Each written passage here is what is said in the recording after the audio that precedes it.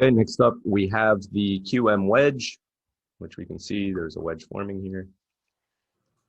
Um, Typically, it doesn't matter how many peaks you have. You can have one, two, three, four. As long as you see the wedge and the breakout of the wedge, you're going to look for that QM level below. Okay. Now you could have also a triangle where you have a point here, a point here, and a point here. And that's just extra confluence because now you have two trend lines forming. Now on the QM wedge, typically I like to see one, two, and then as the entry for my third tap, okay? And then I have obviously my trend line here. I mean my QM level here, okay? So let's take a look at an example. And remember, this is a bullish wedge in the opposing would be a bearish, obviously, okay? Am I recording? I just want to make sure I'm recording. I think I'm recording, okay. New share. Let's take a look at a live example. Okay, so here we have 0.1, 0.2, and 0.3. We have the low, high, lower low, higher high, price returns. We also have a 1, 2, 3, 4 pattern here. So you can also draw a trend line like this to see the movement of the market, right? This is just a confluence. So it doesn't matter how you draw this. You could really just draw it any way you like. Okay. So we can see we're making higher lows. And then now we've broken out of our wedge. Okay, you could even draw this to here if you want. Doesn't have to be perfect.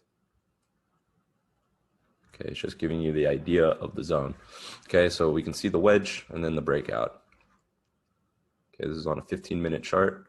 So all you have to understand is where the market is making its lower highs at and its higher lows. It doesn't have to make the higher lows. It could just be this, right? It could just be these lower highs here and then breakout, pullback, entry on the QM. Okay. Like that. Price taps right into it and then moves. Okay. Now, a good thing to point out is so when you have the QMI principles, okay, so QMI is just, it's basically a fake move, right? It's a liquidity idea. So for example, if I have a breakout and then I have something like this, hold on, let me redraw that. So if I have a breakout, then a pullback here to the break and retest level, right? I want to be entering below this. Okay, so for example, see if I can redraw this better. There we go.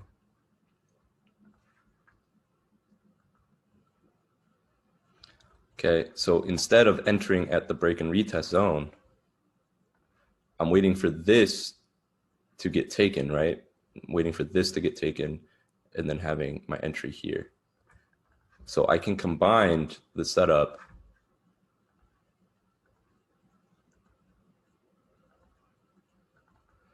as a wedge, right? Like that. And I'm just waiting for this break and retest to get taken out. Okay, unless I have our other setup model here. Okay, this is also one of my favorite setups if I'm taking a reversal play, because this is a reversal type play. It's not a continuation. So yeah, right here is a reversal play. Okay, now again, when I label things reversal and continuations, the core elements of those setups are based on continuations and reversals. If you're in an uptrend and you see a QM, you don't have to have the trend line, right? You don't have to have it. That's just a confluence that's added to it. You can take a QM in the direction of the trend, okay? Because it's a continuation, right? But you have to understand. So for example, if you're not at the objective, like where we anticipate price going to, and you see a QM in the middle of a trend, right? A bullish QM in a bullish trend, you can take that. Now, if you see a continuation and then you see a bearish QM in an uptrend in the middle of the range, you don't want to be taking that, right? You want to wait till your target is met because it becomes higher risk. You are subject to manipulation at that point. So for example, if I have an uptrend, okay, and then I see, sorry, let me draw this. And let's say our target zone is way, way up here. Okay, I don't want to be entering this QM here. I don't want to be entering that because we're still in the middle of the trend. I'm subject to getting stopped out. Okay, yes, price can react and you possibly can get that reversal, but I'm not going to take that trade. I'm going to wait until my actual destination is hit for the highest probability setup. Okay, so I'm not just playing it just because there's a QM there. Okay, and this could easily turn into a manipulated move like that. Okay, so what I mean by this is there's also QM fakeouts, which I'll show that model in another video. But in a QM fakeout, you'd be looking to buy. But once we've hit our destination, look at how the QM buy is taken out and the QM sell is taken out. So it doesn't make any sense. Instead, now I have an actual reason to enter at this QM level.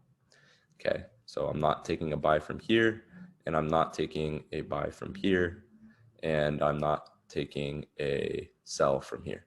Okay, I'm waiting till the destination is met.